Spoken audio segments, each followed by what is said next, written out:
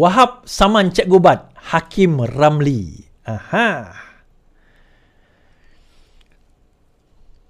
Kaki tangan di Jabatan Komunikasi, Abdul Wahab mengambil tindakan undang-undang terhadap beberapa pihak termasuk pengarah latihan dan pendidikan Jacob. Peguam Mewakili Wahab Faizal Rahman memaklumkan surat tuntutan saman sudah dihantar kepada kedua pihak, iaitu Ahli Jawatankuasa Penerangan Bersatu Badrul Hisham Shahrin atau dikenali sebagai Cik Gubat, Cik Gubat, dan juga kepada pengarah bahagian Jcom Hakim Ramli. Tuntutan itu berhubung penularan video perbualan lucah milik individu mirip bekas Jcom Muhammad Agus dan Wahab. Setakat ini arahan diberikan adalah dikeluarkan surat tuntutan saman kepada kedua individu itu berhubung penularan video lucah, katanya. Ketika ditanya kepada peguam mengenai individu yang didakwa sebagai dalang konspirasi dikenali sebagai Mr. H, Faizal memaklumkan pendedahan identiti terbabit diserahkan sepenuhnya kepada polis. No comment. Cuma pada saya pihak polis sewajarnya dedahkan identiti Mr. H bagi menunjukkan pentadbiran yang tidak memihak, katanya. Sebelum ini rakaman video berdurasi 3 minit sejak November itu tersebar. Susulan itu Muhammad Agus meletak jawatan sebagai ketua pengarah Jcom. Dia bukan sebab itu tapi sebab lain. Pada sidang media, pegawai Jcom dikaitkan dengan video tular itu, Wahab mendakwa dirinya dikambing hitam untuk menjatuhkan Agus oleh individu bersama Mr. H. Okay. Right. So kita balik kepada cerita ini. Satu kenyataan, satu letter of demand telah tersebar luas hari ini di grup-grup WhatsApp dan sebagainya mengenai tuntutan tersebut. Dan dua orang yang dituntut, yang satu adalah oleh Wahab, yang satu adalah Cik Gubat, Cik Gubat berkenaan dengan tuntutan untuk fitnah, saman fitnah. Okey, yang itu kita faham, jelas. Sebab dia menyebarkan video tersebut dianggap sebagai fitnah. Yang kedua, saya dapati bahawa ditujukan kepada seorang bernama Hakim Ramli.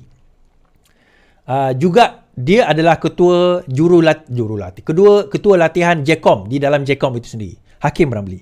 Nah, adakah dia Mr. H? Menurut peguam itu terpulanglah kepada kepada polis untuk nak dedahkan. Tapi tuan-tuan, kita put the clues together lah. Hakim Ramli H. Okay. H dah. Jcom, dia pegawai Jcom. Okay, kat situ. Kemudian surat saman dihantar oleh Wahab kerana ada konspirasi untuk nak digunakan, dikambing hitamkan. Kalau kita kata kat sini bahawa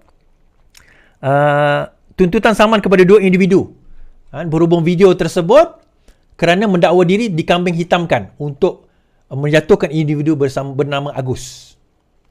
Maka kita boleh conclude lah bahawa itulah orangnya. Conclusion kita. Tetapi adakah itu orangnya? Yang itu pegawai polis negara Malaysia kena dedahkan lah.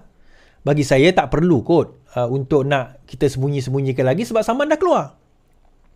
Saman dah tersebar. Benda ni dah tersebar. Kita tak boleh sembunyi-sembunyikan lagi lah.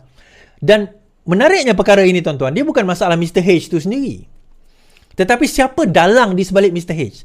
Dan apa kaitan Mr. H ni, dan kalau benar Hakim Ramli ni, dengan Cik Gubat? Kenapa tiba-tiba ada pegawai di dalam Jcom mempunyai kaitan dengan seorang ketua penerangan daripada Perikatan Nasional dalam bersatu?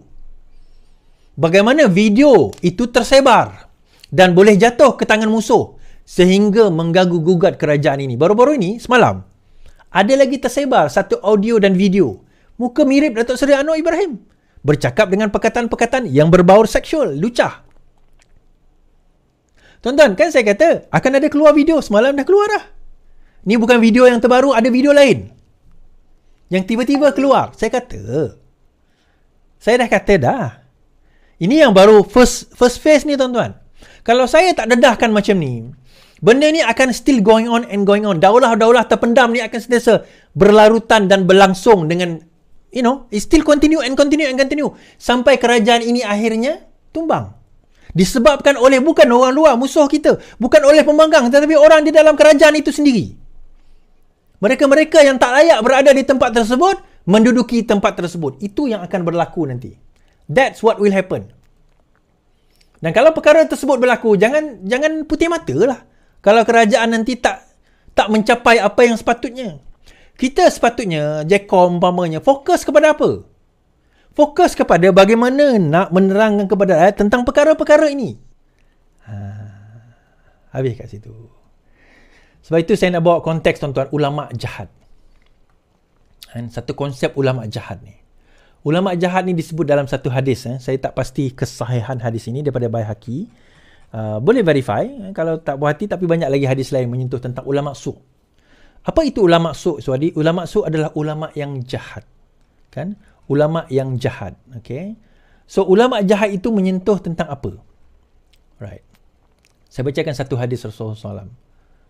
Allah, kejap. Rasulullah bersabda, akan datang suatu zaman di mana agama hanya tinggal nama sahaja dan Al-Quran hanya tinggal huruf dan tulisannya sahaja. Masjid-masjidnya cantik dan megah tetapi sunyi daripada petunjuk. Ulama mereka adalah yang paling jahat di antara yang ada di bawah langit. Daripada para ulama ni muncul bermacam-macam fitnah dan fitnah itu kembali dalam lingkungan mereka. Hadis riwayat Baihaqi. Tuan-tuan, sebab itu Menteri Agama menyatakan jangan mudah tuduh Muslim lain dengan panggilan munafik. Hadis riwayat Bukhari menyebut, tidaklah seseorang melempar tuduhan kepada orang lain dengan kefasikan dan tidak pula menuduh dengan kekufuran, melainkan tuduhan itu akan kembali kepadanya jika saudaranya tidak seperti itu. Arti kata lain, kalau kita menuduh orang itu munafik, kalau kita menuduh orang itu kafir, kalau kita menuduh orang itu fasik, kalau dia tidak munafik, tidak kafir dan tidak fasik, maka kitalah yang munafik, kitalah yang kafir, kitalah yang fasik. Arti kata dosanya besar sedemikian. So berhati-hati. Berhati-hati. Kan? Akhirnya? Tuan-tuan, jadi kalau kita nak berbahas soal ini sebenarnya panjang. Kita boleh berbahas soal ini secara panjang. Kita boleh bahas soal ini secara panjang. Panjang sebenarnya kita boleh bahas. Tapi saya biar dekat situ. Hashtag pas munafik. Habis. Habis kat situ. Sebab itu saya nak bawa konteks tuan-tuan, ulama jahat. Satu konsep ulama jahat ni. Ulama jahat ni disebut dalam satu hadis. Saya tak pasti kesahihan hadis ini daripada Baihaqi.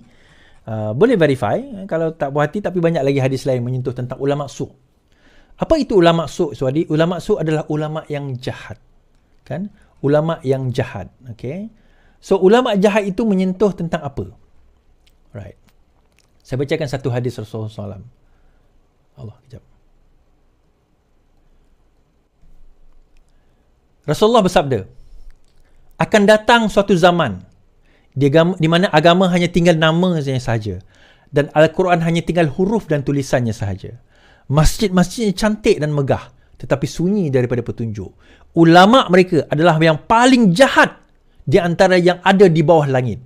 Daripada para ulama ni muncul bermacam-macam fitnah dan fitnah itu kembali dalam lingkungan mereka. Hadis riwayat Baihaqi. Tuan-tuan, sebab itu Menteri Agama menyatakan jangan mudah tuduh Muslim lain dengan panggilan munafik. Hadis riwayat Bukhari menyebut, tidaklah seseorang melempar tuduhan kepada orang lain dengan kefasikan dan tidak pula menuduh dengan kekufuran, melainkan tuduhan itu akan kembali kepadanya jika saudaranya tidak seperti itu. Arti kata lain, kalau kita menuduh orang itu munafik, kalau kita menuduh orang itu kafir, kalau kita menuduh orang itu fasik, kalau dia tidak munafik, tidak kafir dan tidak fasik, maka kitalah yang munafik, kitalah yang kafir, kitalah yang fasik. Arti kata dosanya besar sedemikian. So berhati-hati. Berhati-hati. Okay, last.